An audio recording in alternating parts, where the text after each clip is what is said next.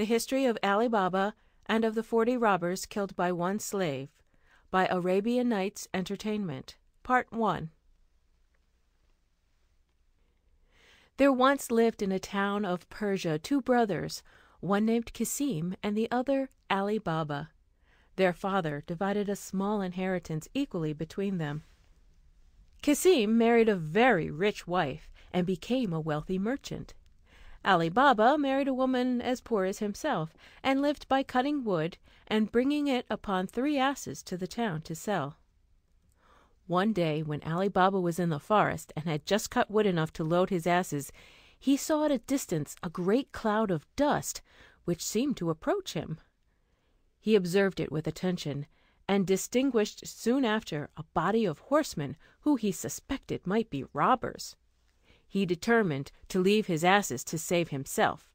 He climbed up a large tree planted on a high rock, whose branches were thick enough to conceal him, and yet enabled him to see all that passed without being discovered. The troop, who were to the number of 40, all well mounted and armed, came to the foot of the rock on which the tree stood, and there dismounted. Every man unbridled his horse, tied him to some shrub, and hung about his neck a bag of corn which they had brought behind them. Then each of them took off his saddle-bag, which seemed to Ali Baba to be full of gold and silver from its weight. One, whom he took to be their captain, came under the tree in which Ali Baba was concealed, and making his way through some shrubs, pronounced these words, "Open, Sesame!" As soon as the captain of the robbers had thus spoken, a door opened in the rock, and after he had made all his troop enter before him, he followed them, when the door shut again of itself. The robbers stayed some time within the rock, during which Ali Baba, fearful of being caught, remained in the tree. At last the door opened again, and as the captain went in last, so he came out first, and stood to see them all pass by him.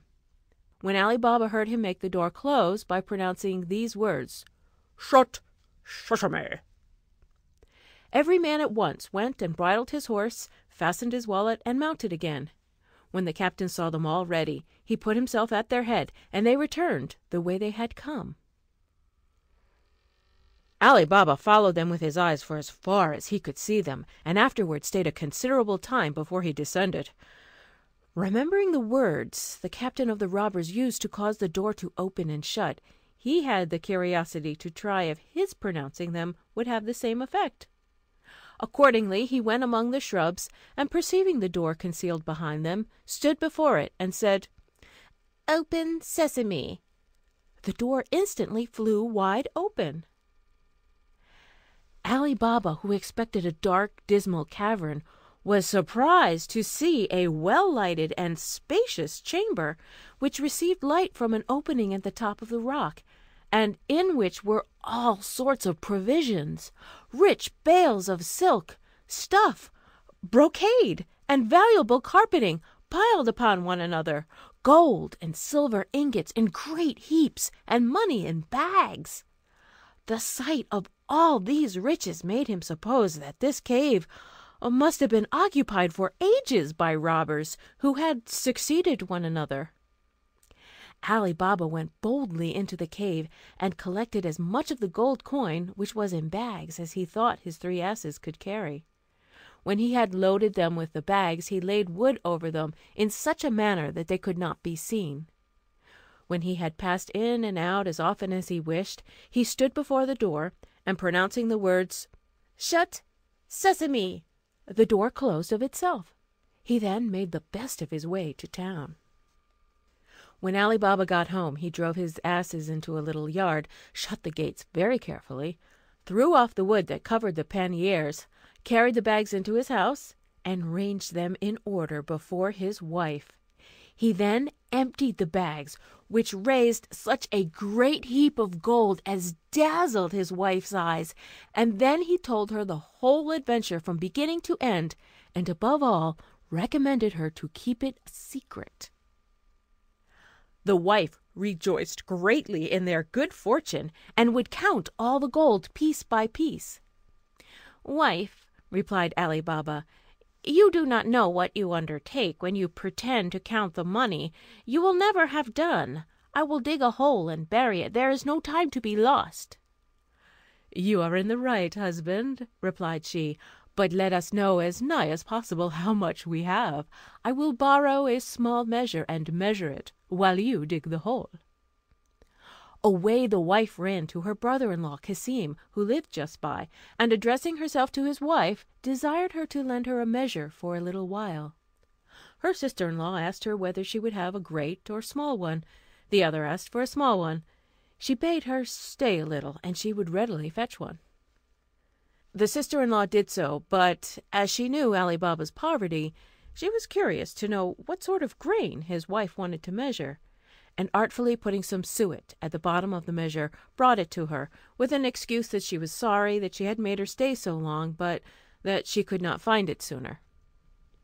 Ali Baba's wife went home, set the measure upon the heap of gold, filled it and emptied it often upon the sofa, till she had done, when she was very well satisfied to find the number of measures amounted to so many as they did, and went to tell her husband, who had almost finished digging the hole. While Ali Baba was burying the gold, his wife, to show her exactness and diligence to her sister-in-law, carried the measure back again, but without taking notice that a piece of gold had stuck to the bottom. "Sister," said she, giving it to her again, "you see that I have not kept your measure long. I am obliged to you for it, and return it with thanks." As soon as Ali Baba's wife was gone, Cassim looked at the bottom of the measure, and was in inexpressible surprise to find a piece of gold sticking to it. Envy immediately possessed her breast. "What!" said she, "has Ali Baba gold so plentiful as to measure it? Whence has he all this wealth?" Cassim, her husband, was at his counting house. When he came home, his wife said to him, "Cassim, I know you think yourself rich, but Ali Baba is infinitely richer than you. He does not count his money, but measures it."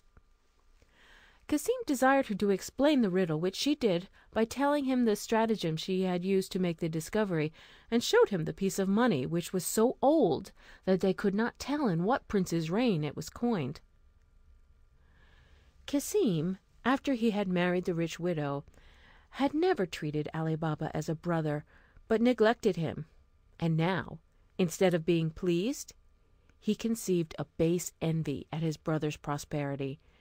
He could not sleep all that night, and went to him in the morning before sunrise.